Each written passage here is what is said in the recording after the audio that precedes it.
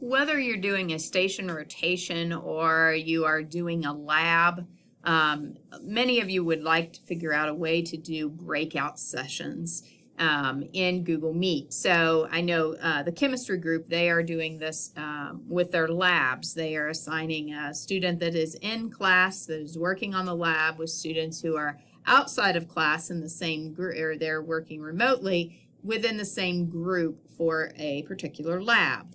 And so the person that is in class, they are doing the lab, and then the people that are remote, they have specific roles or jobs.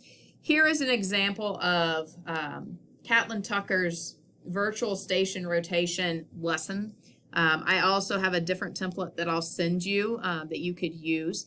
This is basically, it kind of breaks down. This would be a place where you would put all of the students' names and then the video conferencing link. So the code that they are going to type into Google Meet to go to that breakout session. The one that I have is a little different. It allows you to assign roles to each of the students. This is a virtual station rotation, so you may have an online station, an offline station, and when they are on the online station, these are the groups that they are in. There is a breakout extension in Chrome. The problem, it's not super stable. When I loaded the extension to my computer to be able to do the breakout sessions, I mean, it was a cool extension, but every time I opened up my Google Meet and tried to have a Google Meet with somebody, it kept closing it out. So I had to get rid of the extension, and I needed to figure out a different way. I was speaking with Jessica Covert, and she had great luck doing it in Firefox. So in Google Chrome, if you try to mute one of the tabs, and we would want to do that because if we have several breakout sessions that we have set up, we have several tabs, each of those tabs, students in those tabs are talking to you, or not talking to you, but they are talking. And so you have all of these different groups that the conversations from all these groups are just all coming out of all the tabs. So you can't mute a tab in Chrome. However, you can, Jessica Covert found out that you could do that in Firefox. So the way to set up these breakout groups is we would just go ahead and use Firefox for that purpose. Now, if you haven't logged into Firefox, it's going to ask you to log in. But we're just going to, for our first tab, we're just going to go to meet.google.com.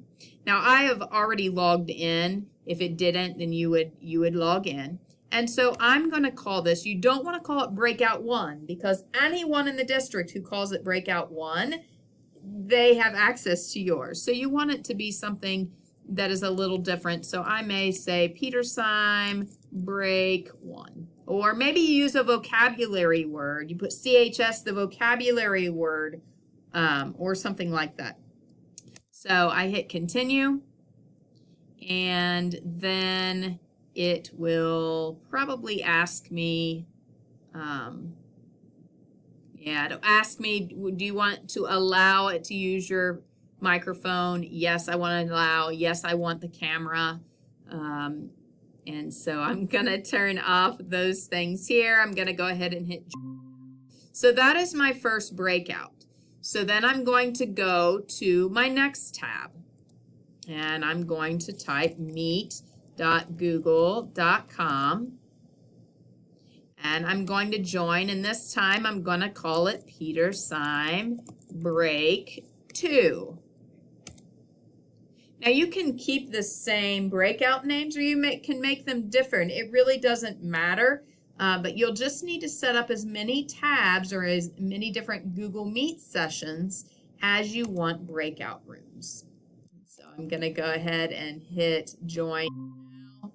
I would mute, and I would also, I need to allow it so that if I want to go into that breakout room and my students see me, I would want to have that. So once you have all of your Google Meets lined up along the top, then this little microphone here, you can mute the tab. So I just muted this particular Google Meet. If that little speaker isn't there, if you right-click it and hit Mute Tab, it'll allow you to mute each of the tabs. So I want to mute the Google Meets that I'm not in currently or I don't want to hear. And then when it's time for me to go back and be able to join this particular Google Meet, then I'll just unmute it and then I can turn on my camera and they can see me.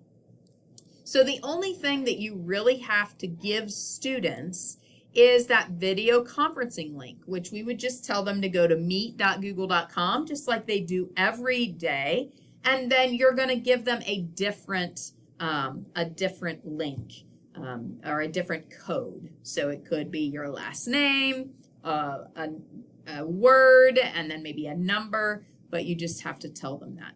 So in your chat box, when you have all of your students together and you're getting ready to go to all these different sessions, I would post a link to the template with the different links. So then that way the students know who is in the group and what the code is that they would be using to go to that. They would end your whole class Google Meet, and then they would go ahead and go to your or their breakout room.